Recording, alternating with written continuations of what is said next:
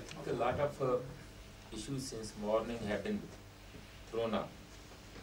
But still I feel that, somewhere it's quite a general sort of a thing we are talking of. There's a literature, there's a sociology, there's a political analysis, linguistic, cultural analysis. So can we really, first of all, sort out, your inspiration that there is some West Asian spring and all that, and also much hopes from Twitter and Facebook, the way you presented in the morning. But one legislation or one Supreme Court judgment can demolish everything, all Twitter and Facebook. Next day you won't find on the internet. What does it mean? Does it mean that next day our movements will also be lost along with that? Means if there is a power. And also I think there's a Facebook and there's a hidden Facebook. So all Facebook and all the Twitter, internet on which we rely so much and have so much of hope, also somewhere is catered, monitored, and so is West Asian all spring also. It's not just people's spring. There were remote control springs also, all of us know. So do we invite that also for Indian, that type of a spring? For instance, this Punjabi Subaltern Summit, language Rajesh has already spoken. So I think, see, people don't have any problem of language. Politicians do have. But when we talk of English, Sanskrit and other types of language, certainly a large number of people who are already disempowered are further disempowered.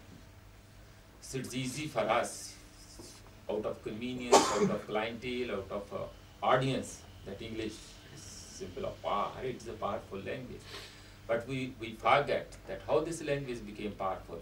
It became with economic might and political power all over the world. Are we ready for that?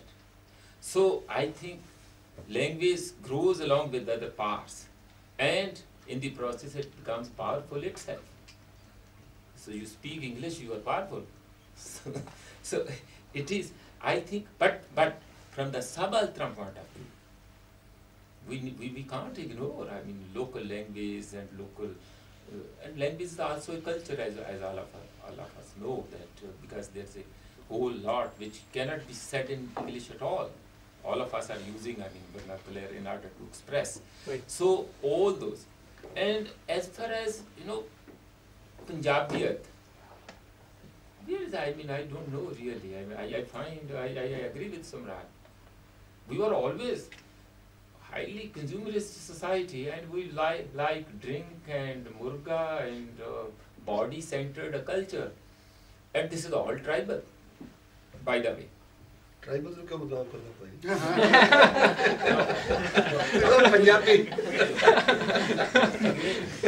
Again, when the money comes, the way it came to pre-revolution over here, so they will be like us only, even tribals. They love all these things. There are different kinds of tribal. No, they don't. They still, I think somewhere, the type of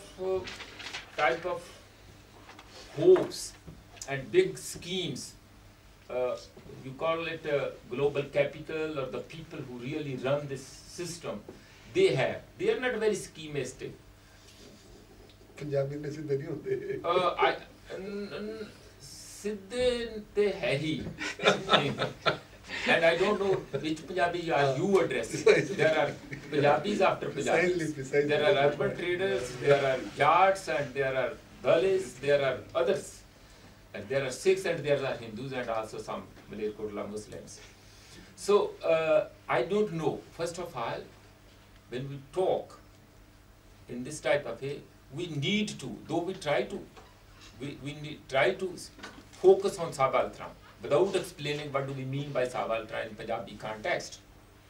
So I also wonder that, see, do we need really these new terms when we have already Dalit? Dalit itself is quite popular across people, they do understand. So if we want to really focus, there are people who are at the margin or being marginalized, we want that they are also part of Punjab, and they want to be addressed. So who are hitherto, you know, ignored. Sure. So one can understand. Sure. So somewhere reclaim the mantle of Punjabiyat. So these are quite tricky questions. I mean, though I don't want to speak all those things which I've already said about caste and then power and then, but all these things are well known to us. But in the debate, I think, first of all, framing of questions, Right. focusing, which is very, very important. And also, I would suggest, somewhere we should, already Surinder a little bit has already said, we should refrain, I mean, bit. For instance, Deras are like Punjabi Protestantism, nothing of the sort. I don't think the things are that easy. They are, all of them, they have political patronage, strong political patronage. And those are the political ploy. And when we talk of all these other things, are this happening in drugs and what's happening to Punjab, drug menace, this, that, all is having strong political patronage. Today's, all of us know that 3,300 crore of rupees revenue is generating from liquor only from Punjab.